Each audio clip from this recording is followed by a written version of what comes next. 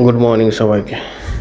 সকালবেলা উঠে ভাবলাম চা বানাবো, কিন্তু চা বানানোর কোনো পেশেন্স নেই, তাই আলটেনা কার্ডামন টি, এটা এখানে খুব পপুলার।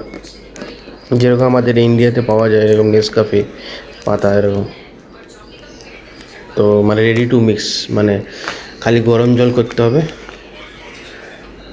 গরম জল করলে আর এটা ঢেলে দিলে হয়ে গেল, যেমন নেসকফি হয় না, বাট এটা চা, এটা হচ্ছে এলাইচি ফ্লেভার, ফ্রেশ এলাইচি ফ্লেভার, এটা খুব চলে এখানে। এখানে এত টাইম নেই দুধ ঢালো, জল ঢালো, এই করো সেই করো দিয়ে তারপরে চা বানানো, তো সেই কারণে এই রেডি টু মিক্স চাটা নিলাম। আমি ভাবলাম ট্রাই করব, তো চলো আজকে ট্রাই করলাম।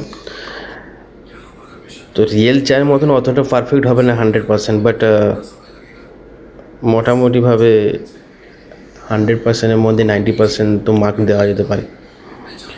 ভালো খেতে, মিল্কি ভাব আছে, একটু এলাইচি ফ্লেভার আছে, দারুণ খেতে। আর এটা চলে এখানে, সবাই ইউজ করে এটা। চলো টাটা, পরে ভিডিও আসছি, বাই।